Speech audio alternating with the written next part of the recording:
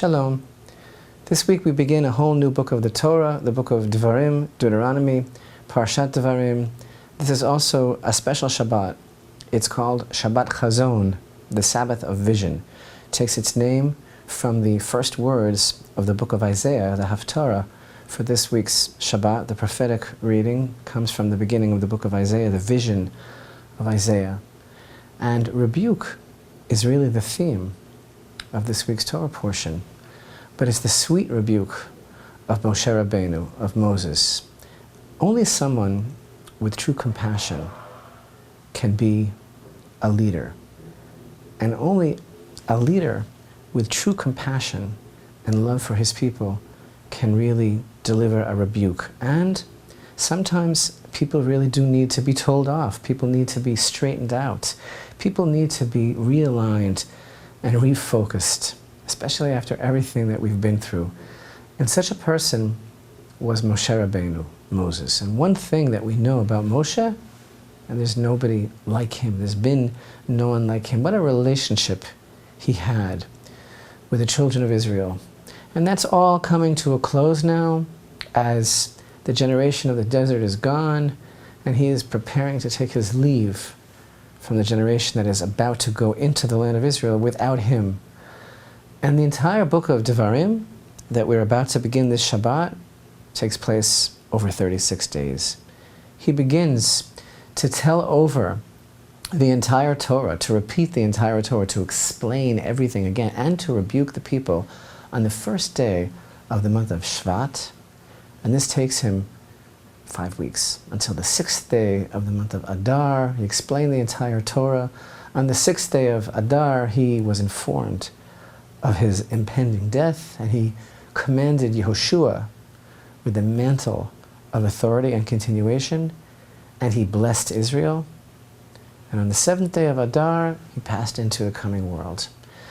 So now in this week's Torah portion, on the first day of the month of Shvat, Moshe Rabbeinu assembled the entire nation, and this is very emphasized to us, that everybody was there, great and small, men, women, and children.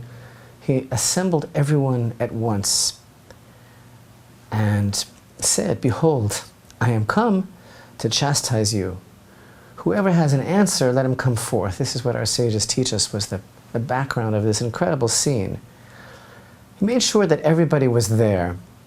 And that's why it says to us in the beginning of this portion, these are the things that Moshe spoke to all the children of Israel. Our sages emphasize that everybody was there so that none could later say, he told you off that way? If I'd have been there, I would have said this or I would have said that. The point is, everybody was there and nobody had anything to say. And this in itself is remarkable, that everyone was able to receive the rebuke that he gave them.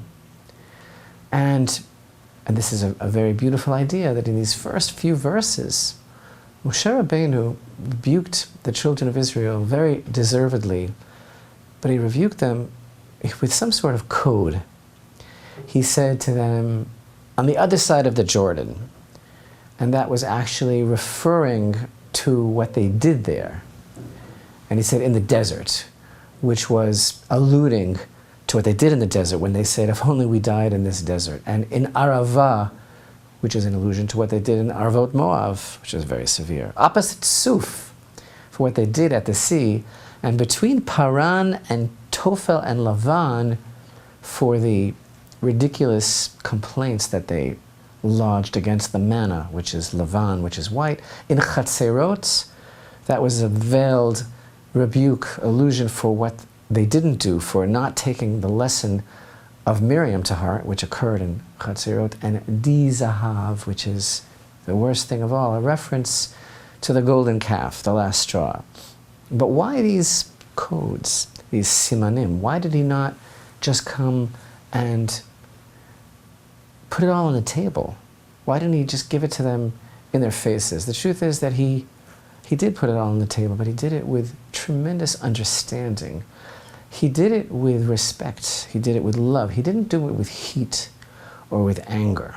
He told them exactly what they had to hear, but in a way that they would be able to receive it. And he also was more direct. He said, look what you caused. He said, and this is also kind of an allusion, he said that 11 days from Chorev, the shortest route from Chorev to Kadesh Barnea is via Mount Seir, which is actually an 11-day journey, but it only took you 3 days to do that 11-day journey because God so much wanted to bring you into the land of Israel.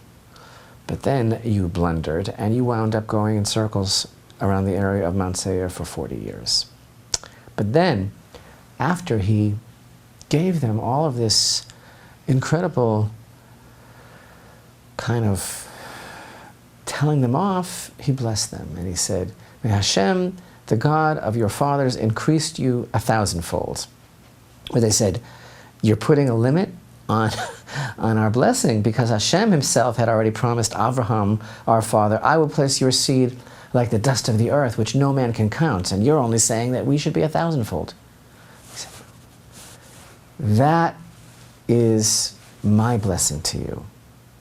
I'm giving you, this is from me, but as for what he said, as for him, may he bless you as he has spoken of you. So he gave them this incredible, gentle, sweet tongue lashing.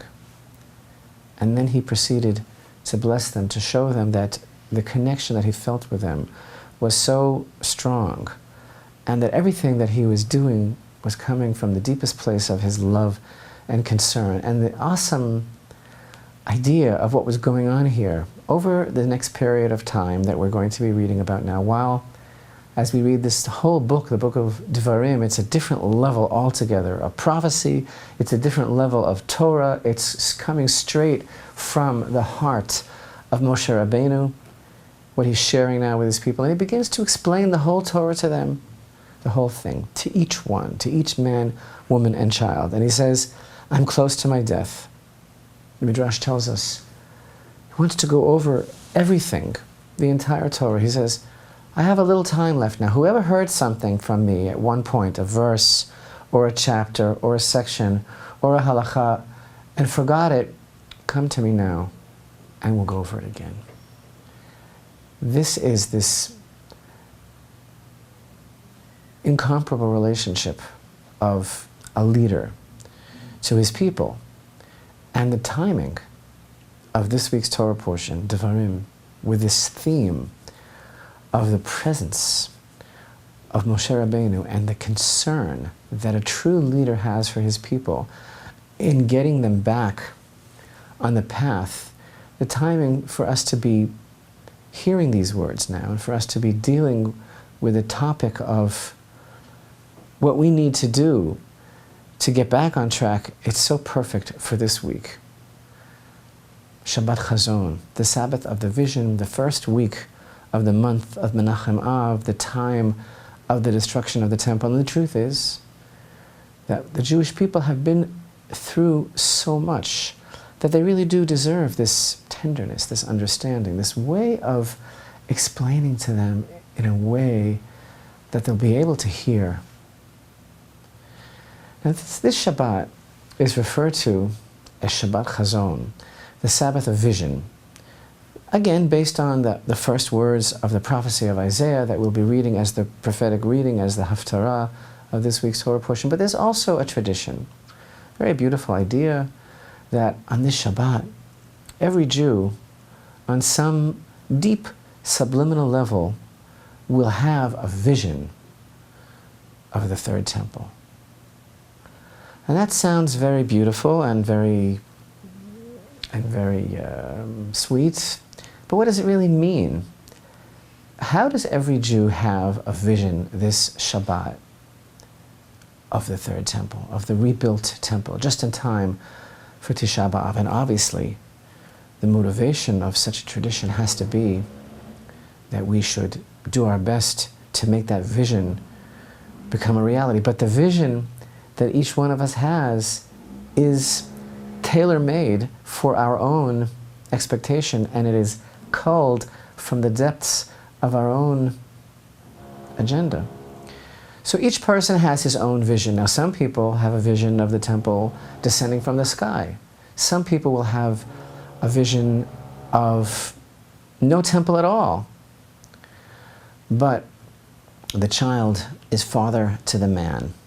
And our vision is along the lines of the last words of the prophet Malachi, who told us that the time will come when Hashem will return the hearts of the fathers to the sons. And our vision that we are sharing with you this week in our new video, The Children Are Ready Too, is of the generation of our children leading the adults in a sweet way, in a sweet rebuke, in the week of the rebuke of Moshe Rabbeinu, coming from understanding, coming from love and compassion.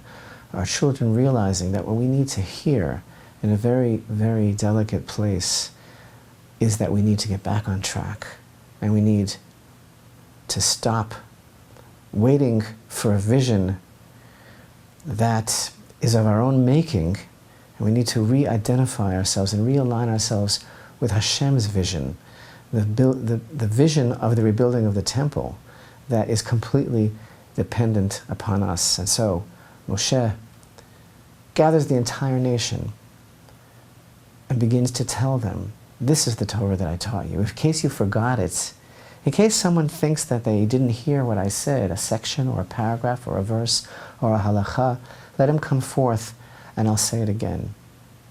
This is what the book of Devarim opens up with this week, in the perfect timing of Hashem's timing, the week of the Shabbat, of the vision of the rebuilding of the Holy Temple, and the rebuke that we can hear from the hearts of our children, that we need to get back on track to turn that vision, which is the vision of Moshe Rabbeinu and the vision of Hashem himself, turn that vision into a reality.